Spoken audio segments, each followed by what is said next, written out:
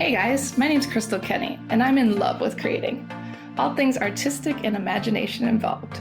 I'm an American girl who chased her creative dreams all the way to Paris, France, making a living using photography. This podcast takes you inside the stories of all the artsy folks I've met along the way and gives you that extra push to discover your creative gifts. The desire to create is deeply inside each and every one of us, and I give you the tools and inspiration to find a new way of living a more creative life. This is La Vie Creative, the podcast.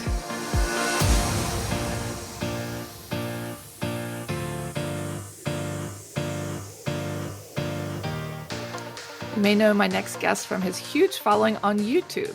He's been posting one video a day from his Paris adventures for over 3 years now.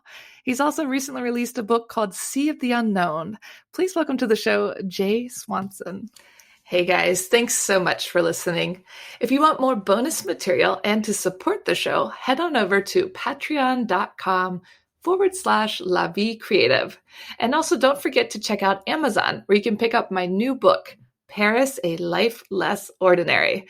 In the book, I talk about my creative adventures in Paris, from starting my business to being homeless, hello, starving artist, to how I met all these wonderful creative people. Don't forget to check it out on Amazon. And also, thank you so much once more for listening and for your support.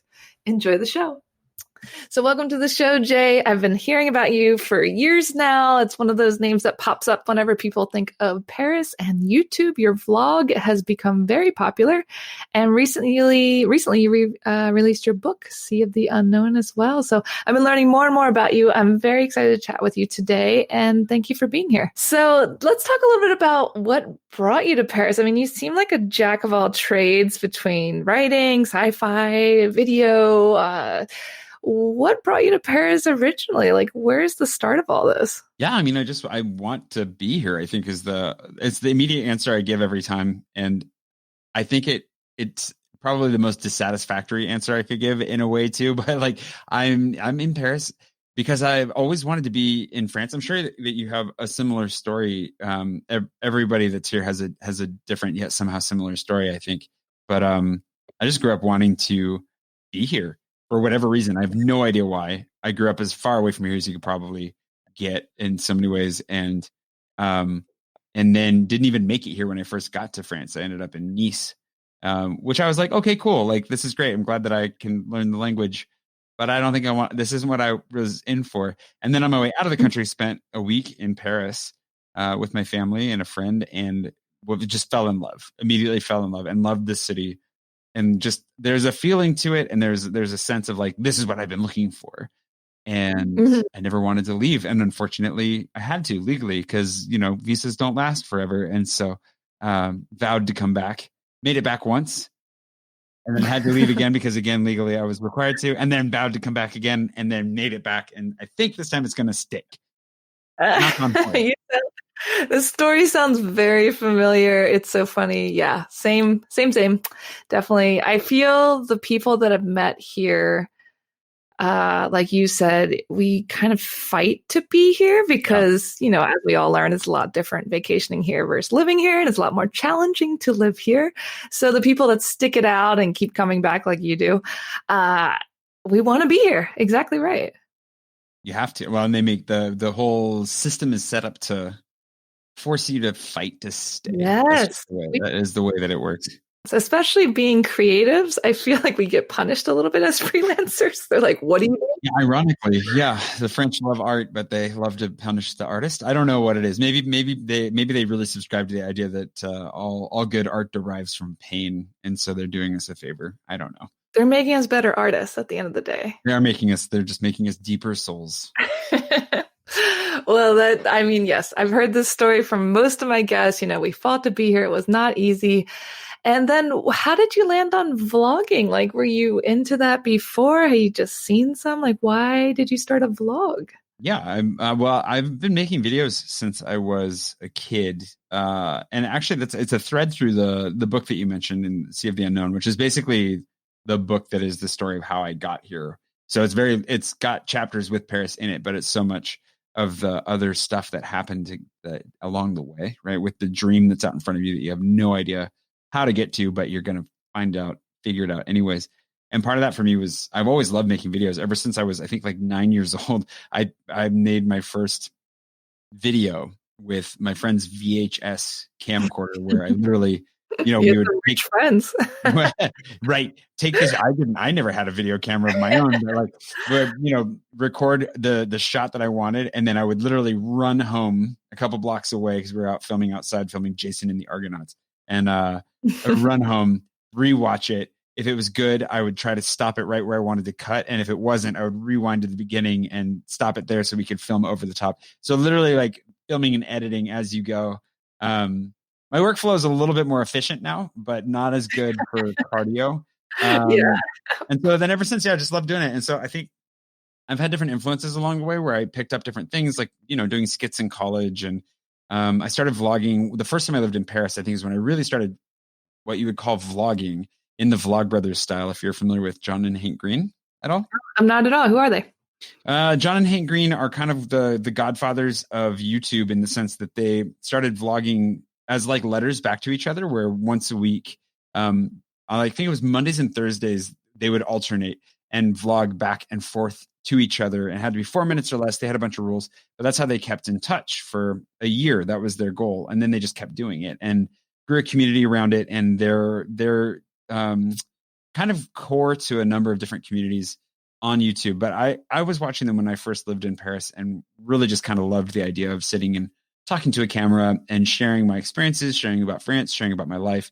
So I kind of mimicked that a little bit and then had other influences along the way. But what really sparked me in the style that I have now and in the daily vlogging was Casey Neistat, who I'm sure a lot of your listeners will have run across, even if they don't know him by name, because he started vlogging daily, I think in 2015, was it like mid 2015, something like that.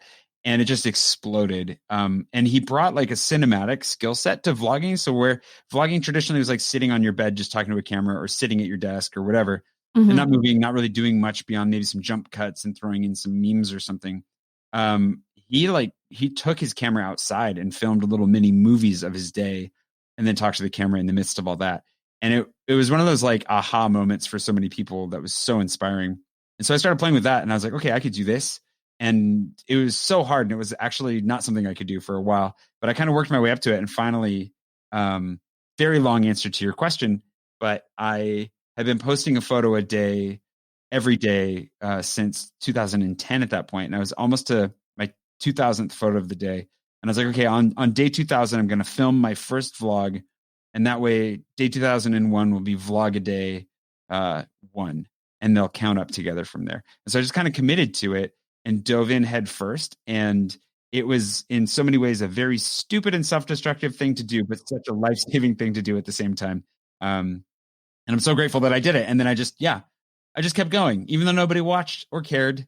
I had fun, and that's all that really matters. Yeah, I mean, that's what everyone says, right? Like when you're having a good time, eventually that energy does transpire. But at first you're like, is anybody listening to this? No, nobody's listening. Nobody cares. But I think you're totally right. Like that's the thing is it's like if at some point that guy standing in the corner dancing by himself is either going to tire himself out and go home or is going to attract a dance party. So like something's going to happen and you might as well just dance until your feet fall off, because if you believe that you are going to cause a dance party to spontaneously occur, then by golly, go dance in the corner and we'll see what happens. Love that. And how long were you dancing before people started dancing with you? A long time. I did have a mild YouTube channel to get started, and it had been banned when I was living in the Congo. It actually got blocked by YouTube, and because I was in the Congo and I was living on a hospital ship at the time, and we didn't have enough bandwidth on the ship to access YouTube, and then the Congo, I won't say which one, but I will say rather dictatorial. So like the internet was not so free. And so I also couldn't get to YouTube in country. So I couldn't defend myself. So they literally shut my channel completely down. And thankfully, right before I started vlogging daily, while I was experimenting on another channel with this style of vlogging, I managed to get it back. And so when I started, I had about 450 people. And the reason I start by saying that is to say that I still didn't get to 1,000 subscribers until after I had already vlogged every day for more than a year. Wow. Um, yeah. So yeah, I danced in the corner for a long time. But those early people, they're great. There's still a lot of them are still with me. And I have honestly, it's not about quantity, it's about quality. And I have some top quality subscribers. So I definitely cannot complain. Yeah, I mean, you hear this all the time about how people chat and say, "Oh, these people on the internet I've never met, but they're like my biggest cheerleaders." You know, do Yeah. you feel like that with some of your followers? Like you've never met Oh, in person, but they're like your yeah. best friend on the internet. Yeah, 100%. I have some amazing people that follow me and that, oh my, yeah, no, yeah. I mean, I couldn't, it is kind of crazy. It is weird to think. I just crossed 50,000 subscribers this week, actually, just a couple days ago. Congratulations. Thank you. And it's funny because it no longer, I mean, it is a milestone, but it no longer feels quite the same as a milestone because of that, because there are already so many amazing people that are so supportive and that are always there and that made it all worthwhile and that changed my life long before. Like my life has been so completely changed by this. Hmm. Tens of thousands of subscribers ago that like the number of subscribers has kind of lost the same weight and meaning because I mean, I said it jokingly, but it is true. There's a quality thing that's there that makes such a huge difference. So I'm at this place where I bring up the 50,000 thing also to say that like I'm at this place where like I literally am, physically could not actually meet all these people. Yeah. Um, I couldn't meet most of them. And with COVID, I can't meet any of them. But I'm in this place where, I don't have to. I feel so lucky just to have what I do. I'm just so fortunate. So yeah, it's crazy. I have so many stories that I could share of how and when and where they've come through for me. Hmm. Um, I got robbed. Well, not really robbed. I guess I got robbed. It wasn't really pickpocketed. My backpack got stolen while sitting on the bench next to me at a restaurant. Mm. A few months, 2 months ago now, a month ago. Oh, I God, don't time not the doesn't mean time anything. anymore. It Yeah. was before we got locked down again, so probably 2 months ago. And when I realized it, I sprinted off running after it. I was tracking it on my phone with the GPS location, which is terrible because it's just doing it based off of Wi-Fi. I had Mm. this whole experience with the police, and the police were actually really helpful. They went and they were really trying to find it for like a good 45 minutes. And nothing came of it. And I lost my computer and my Nintendo Switch and a couple of just random things. The computer being the worst thing, obviously, to lose. Yeah. And my viewership, subscriber base, patrons, that group of people came through and like within a couple of days had raised so much money that I actually was able to upgrade to like a computer that was way beyond anything I thought I'd ever be able to buy and Mm. replace everything I needed. And within a week, it wasn't even a week. I think it was within like 5 days, I was back on my feet and up and running. And it was in a better place with a new version of the backpack and an even better computer. So like, it's crazy. Yeah. So like that kind of stuff. And I'm so thankful. I'm so grateful for that. Yeah. It's crazy. I don't even know where to take it from there, but yes, I It's have some crazy amazing that creators. strangers want to help us, right? Because we always just think, why would anybody give me money for doing something I love to do and I would do for free anyway? Yeah. Yeah. Yeah. Well, and I think that also stems a lot of times from our own, maybe insecurities or undervaluation of what it is we do. Right. Mhm, So, mhm. Yeah. um, Let's talk a little bit about that. Like when you started, did you start thinking, okay, I'm going to turn this into a business? Like we all know, like YouTube, a lot of YouTubers have become rich or whatever. They've gained a business out of it. Did you start for that reason or you started because, okay, this is fun? And were you always heading towards that goal of monetization? not as a goal, because I think when I started out, I actually wrote my goals out in like a little spreadsheet. I had a bunch of different spreadsheets going just to keep track of everything that I was doing to get ready. And I decided to make one for my goals. And for me, like subscriber count and like views and even making money was something that I felt like was not entirely outside of my control, but not something that I could count on or call a goal because, yeah, it was basically out of my control. And so for me, when I started, my goals were really, I wanted to get video back in my life again, like as a regular part of my life. I wanted to express that creativity, but I had some other personal goals along with that, like wanting to get comfortable talking to a camera anywhere, anytime. And I don't know, just like I wanted to show up and make something every day tell a story, improve my storytelling ability. I think that was one of the biggest things for me was I wanted to, through practice, actually get better at telling stories.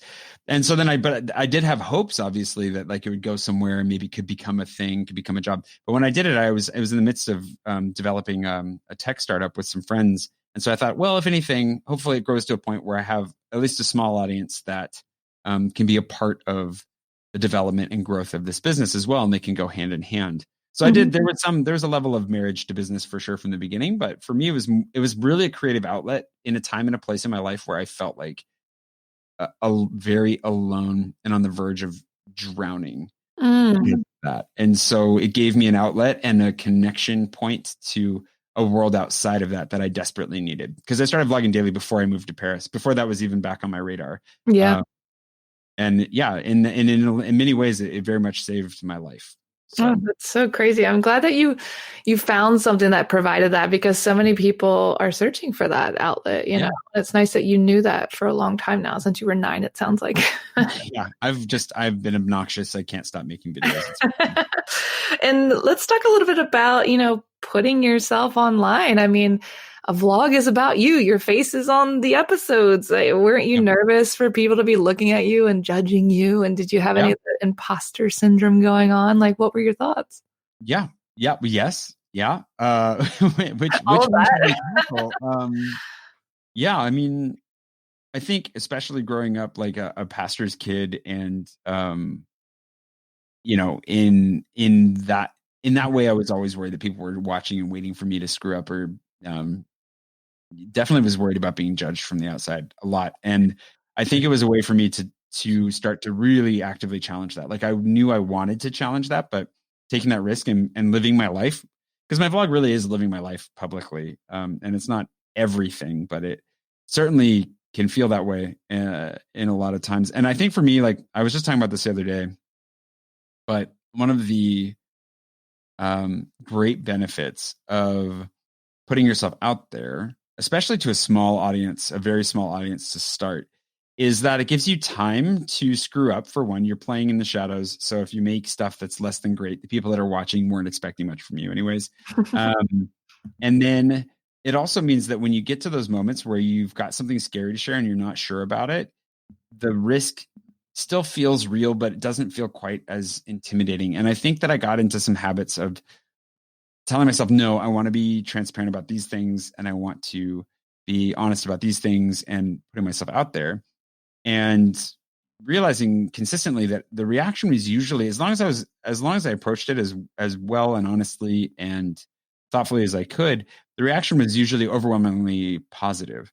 And once there's a pattern that forms there, especially that every time you feel scared and you do the best you can to present that, you are rewarded by being, you know, even better understood or cared for, or there are people you start to see that people care for you. It starts to change your self perspective, and you start to see yourself, at least for me, I started to see myself more and more as a character, almost from an outside perspective, where I was able to empathize with myself better and love myself better.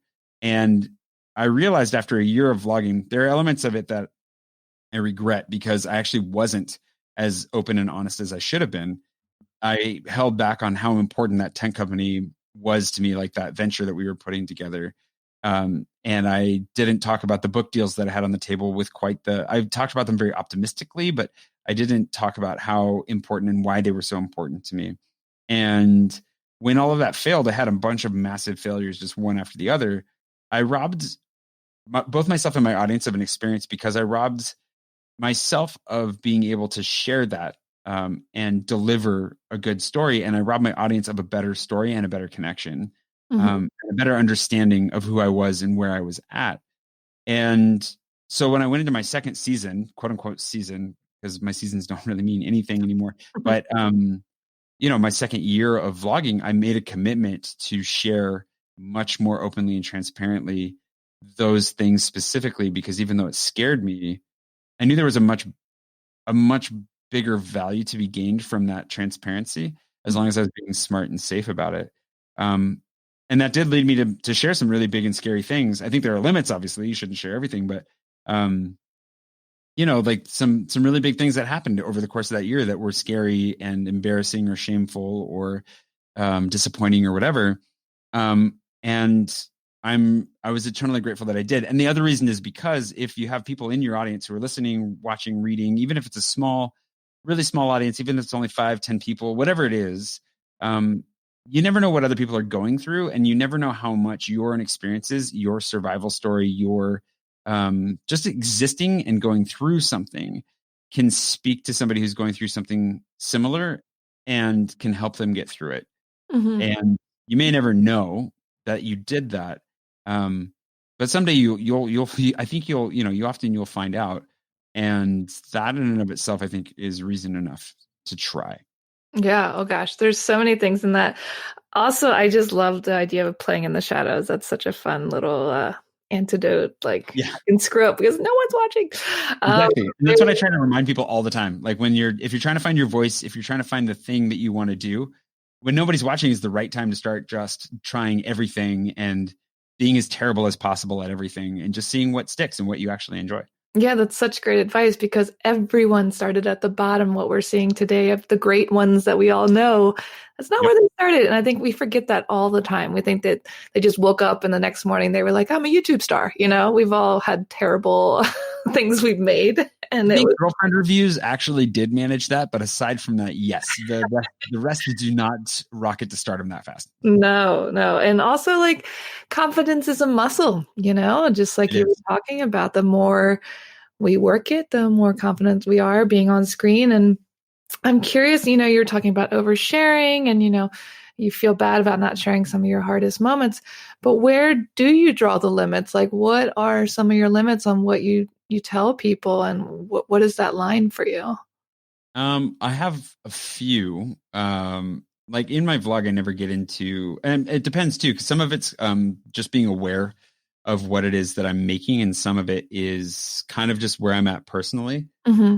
So on the what I'm making side of things, like I don't get into contentious things, which is harder and harder the way that the world is going because everything is becoming politicized. Yeah.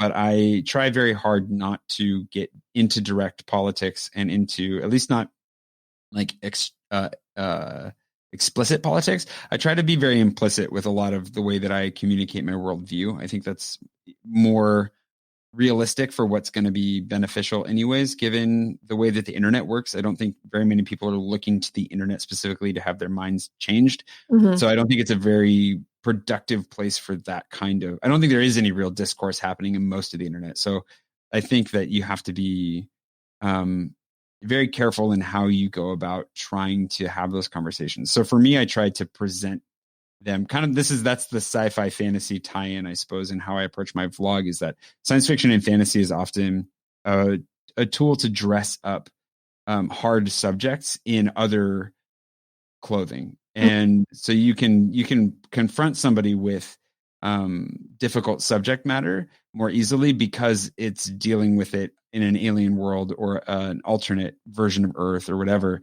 And they're more open to reading about that because it's not them. And hopefully it opens them to ideas that they would otherwise not be willing to be introduced to, I suppose. There are great examples of how that never actually works or doesn't work, but that's a debate for another time. But so in the same way that I'm trying to present people with my worldview through just kind of how I live my life in that sense. But at the same time, I don't, get into that kind of stuff. And I also, it's not why people show up and, I don't know. It's just not worth it. And it's not what I got into that for. You're not going to battle people in politics. It's hard. Like you said, it's harder and harder not to offend people as the internet expands. And well, when people think that the ongoing pandemic is a hoax, you've got, where do you go from there? So there are moments where you're like, okay, well, I just am going to live in reality. And if people are offended by reality, that I can't help that. mm-hmm. Mm-hmm. So there's that line. And then personally, like there are things that like I'm dealing with that I, in my own past or in my own upbringing or belief structures or whatever, that I would like to get to a place where I'm willing and open and able to talk about all of it. But some of it I'm just not ready to because I'm not sure where I'm at. And so I would like to share that journey when I'm ready to, but I'm also, I guess it's like I don't want to hold back because of fear, but I do want to hold back when I'm not sure what it is I want to say. Yeah, I think it's a delicate balance because in the world of reality TV and YouTube and everything, it's once it's out there, it's out there.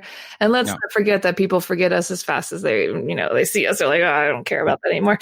But it is kind of scary to think, okay, this is floating around forever. Do I want to share this? Yeah, 100%. And I think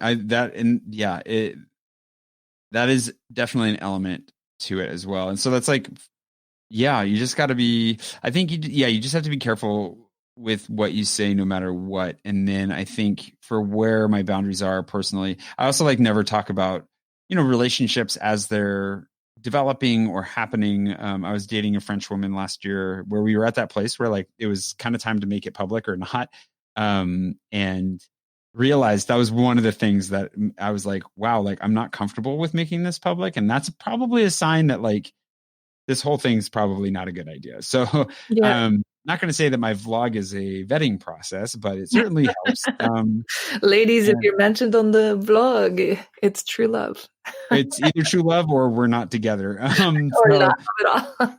Yeah, there are lots of rumors. There's lots of rumors and betting pools going for who I'm actually dating. But yeah, actually, I should start putting my money under a pseudonym under some of those betting pools now that I think about it. Speaking of that, what do you say to like the online trolls, because there are people who leave negative feedback. Does that affect you? Do you not read it? Do you read the comments? Like, how do you deal with that? I mean, I don't really as much anymore. I responded to every single comment as long as I could. And basically kept doing that up until very recently.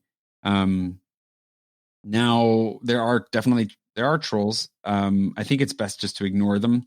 I think negative feedback in and of itself is not necessarily bad. It depends on how it's delivered. So if people have like constructive criticism to give, that's great. Most of the time you have to sift through the tone. And I think that the thing is that I try to remember that there are real people on the other side of the comment, even if they forgot that there was a real person on this side of their comment. So it's definitely a toll to take with that. But yeah, no, I read I read comments. I respond to most of them still. And you just reminded me that I haven't looked at comments for the last like 2 videos that I've made, so I should probably go do that. We have time right now. We're locked in our houses. Homework for later. Homework. And let's get back to talking about writing. So, I mean, where is your true love? Not that you really have to pick one, but video or writing, is it equal or do you prefer one or the other? I think writing is an absolutely necessary skill for video production to some level. Like depends on what you're making. For vlogging, I don't write anything. I just wake up and turn on a camera and start talking. But like for what I want to do down the line, no, the science fiction fantasy side of things was born of a desire to make movies. Writing books is a good way to start practicing that, getting stuff on paper and, to start working on that. So I definitely can't pick one or the other. I kind of used to go through seasons with video. So I'd be really video heavy for a while and then drop it for a while and come back to it.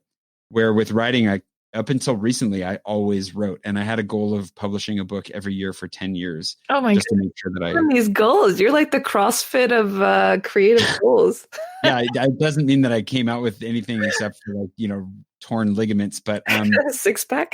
Yeah, I wish. Yeah, no, I think I've almost managed that. I think I've published 9 books, and we're coming up to the 10-year mark.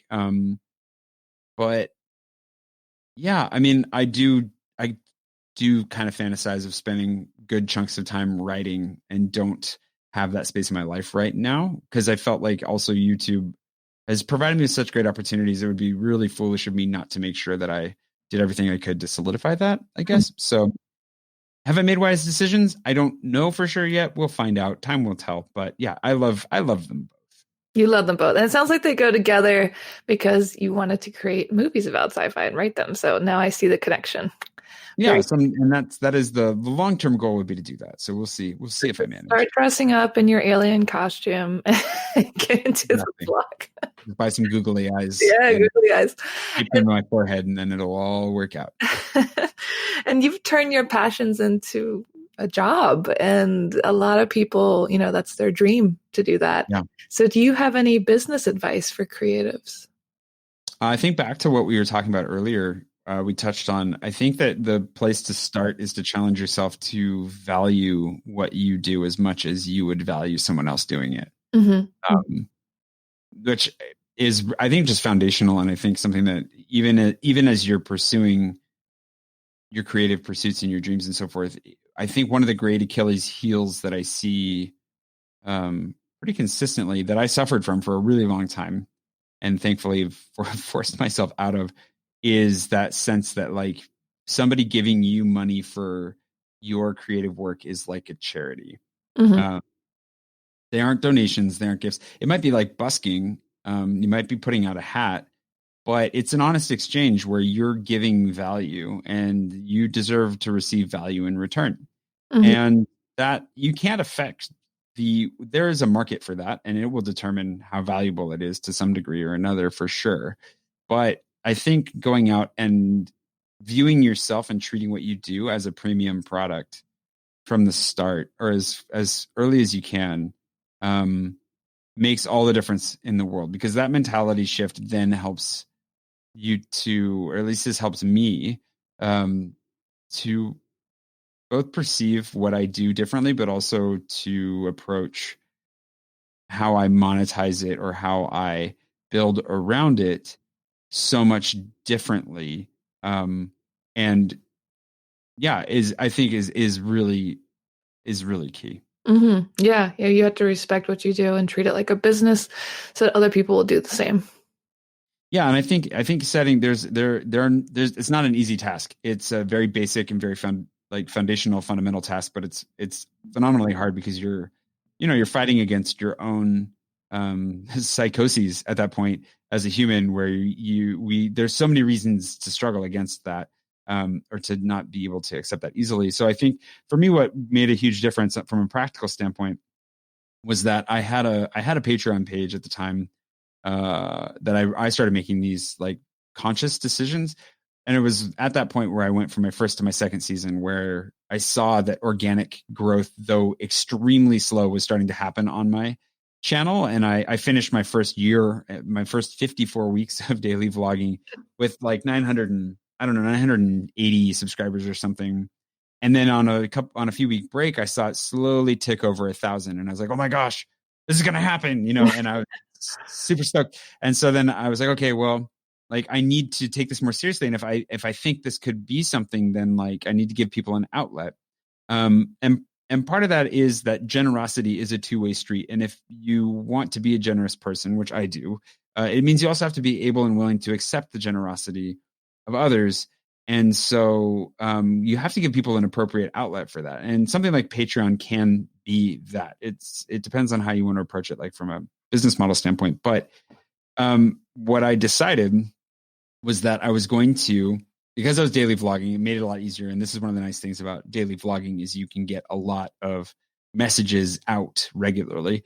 But I said, okay, I'm going to proactively pitch my Patreon page twice a month. Mm-hmm. So every other week, I'm going to, in a video, it doesn't have to be the whole video, but I'm going to make an honest and active pitch to encourage people to become patrons, and ask them to. And that alone, I mean, it's hard. That feels terrible at first. It's so scary, but you get into it and you just think, no, this is great. If you want to, great. If not, my videos are still here. They're free, whatever.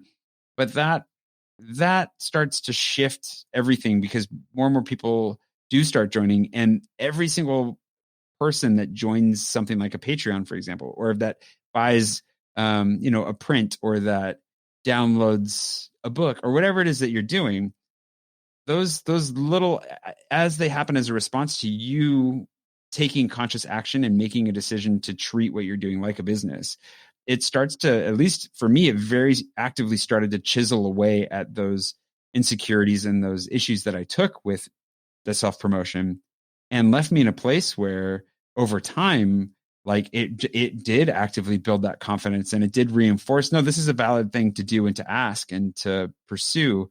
So I need to make sure that I keep doing this. And it's a slow process, but like, man, it makes a huge difference. So if you can find a practical way to say, okay, I'm going to, on Twitter, once a week tweet about, my online store, or I'm going to on Instagram make sure to, actively advertise my photography services, whatever it is. Just setting yourself a rhythm and sticking to it and being disciplined in it and not being embarrassed to weave in a small or a large amount of self-promotion for the business side of things. It's terrifying, and maybe it feels gross at first because you're just, for whatever reason, but it changes over time. Yeah, yeah, no, I completely agree. A lot of people want to start Patreons and they're like, ugh, but then I'm like a jerk for asking for money. But no, you're exactly right. It changes, just like we were talking about the confidence with being on video. You just have to weave it in some way you're comfortable with, like you said. Yeah, I mean, well, and even if you're not comfortable with it, I think thinking through, for one, it's you just try to remove yourself from it, right? And you're like, okay, if I saw somebody doing the same thing, like, okay, let's take another author. I walk into a bookstore. I'm not going to expect to get that book for free. I expect to pay for that book. Mm-hmm. And I expect to pay a certain amount for that book. And it would not be weird for them to expect me to pay for that. So instead of offering every book I write for free, I need to find a pricing structure that matches that doesn't undervalue it. Because there are a lot of people that are like, oh, but mine's not as good, or, oh, but I don't want people to, often people are turned off by low pricing, like they're turned off by free stuff. Like, what's wrong with this thing? Why is it being offered at a discount up front? So yeah, I think, you want to put yourself through the consumer mindset, through the other people, whatever, just stop and think through all that stuff. Because I think that it also, like, okay, well, if you treat it that way, obviously when you come back around to applying it to your own stuff, you're still going to have your hesitations and it's still going to feel weird. But if you can stick to that source of validation just by rationalizing your way through, like, yeah, but I mean, if it were me, I would pay to go to this concert, or I would pay to have my photos taken. Well, yeah, then I should charge other people the same thing. It is a two-way street. Mm-hmm, mm-hmm. I think it's so important we keep that in mind. And coming back to Paris, why do you think creative people are attracted to this city? Well, that's a good question. I guess it depends, because, like, I think that it depends almost more on um, the genre. Because for me, I feel like the one area of people that get drawn here more than anything is in fashion. Um, and they are here. I think it's very much the center of the world for that, specifically, personally. Because I don't know, in some ways, this is being interesting. I'm curious for you. Do you feel like Paris has a really truly vibrant creative community? Oh yeah, I mean, for me, I ask this question in every one of my episodes, Yeah. and the answers vary so much. Some of them really crack me up. Like David Leibovitz said, it's because people leave you alone, and then That helps. Yeah. some people say it's just because the architecture and da da da. For me, I think it's an energy. I mean, I've just started getting into all this hippity dippity stuff recently since the pandemic, but I think there's some kind of energy here. There's some kind of magic energy that's attracting these creative I could people. take the hippity dippity. I think that helps with the context. I think that I would agree. There's an energy, and I think because the architecture is one thing, and the I think the French, ambiance, like that whole idea of, like, I would say energy. It would be the attractive element for me too. Like, as a personally as a creative, when I'm here, I feel like I want to make something, and I feel like everything, whether it's the people or the architecture, the layout, the river, the parks, there's something about it that both makes me want to get out and see more. Like, it inspires a level of exploration in me, which I think is an inherent part of the creative process. Hmm. But it also, um, yeah, it gives me that desire to make stuff. Yeah. And so I would agree with you that I think there's an energy to it as well. Yeah, I completely agree because I didn't really start tuning into that until recently of coming and going. And it can go the opposite way too. Sometimes Paris really drains me and I'm like, I got to get out of here. Yeah. But at the same time, I feel motivated here. People think America's the land of opportunity. For me, Paris as a creative is the land of opportunity. That's how I feel when I'm here. That's great. Yeah, that's a great way to put it. Yeah. And what advice do you have for other people searching for their creative gifts? I would say it goes back to, I guess, maybe the playing in the shadows thing. try as much stuff as you can. Because I think I'm very lucky in that something like video is something I've always loved to do. So it's something that I have always come back to. But I've also really branched out to try a lot of other things along the way that interested me for one reason or another. Usually for a project, like I had an idea, I wanted to make it happen. So I have to learn how to do this, this, and this to get there. And in doing so, found all kinds of things that I thought would be interesting that I absolutely hated, and then really enjoyed things that I never thought that I would like so much. And I guess I think that is really the benefit again of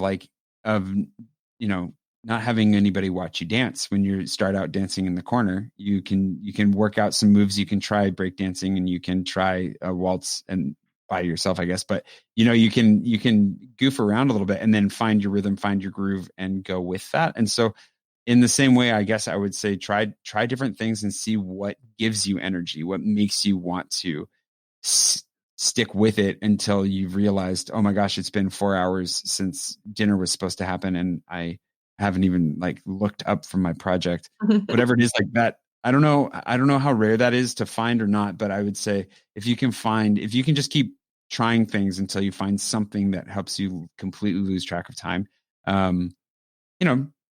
Just keep experimenting. Yeah, it's all about those flow states, right? That's as close as we get to meditation without meditating. Yeah, exactly. And is there any upcoming work that you're excited to share other than your book, of course, The Sea of the Unknown? Anything else you want to share with listeners? I mean, it's funny because I was working on a project when we got shut back down that I was really enjoying. It's really laborious, but I was did a video series a couple of years ago now called the 20 and 20, where I made a video every day for 20 days in each arrondissement. So I kind of highlighted my favorite spots in each arrondissement over the course of almost 3 weeks and nearly died. So I wanted to revisit that, but sorry, what was that? Is it I'm sensing a pattern? Oh yeah, I have really bad workaholism habits. But I was doing what I thought was a slower and hopefully easier version of that, which has turned out to be even more laborious in its own way. But I wanted to see all 80 quarters of Paris, because one of the things that, most of us none of us think about Paris in this way. And I don't think most of us are aware that each arrondissement is actually divided into 4 quarters. And so I was like, well, this would be a great way to do a deeper dive and just see 1 quarter at a time. And I'll do all 80 of those in, let's say, 8 months. That'll be easier. And wow.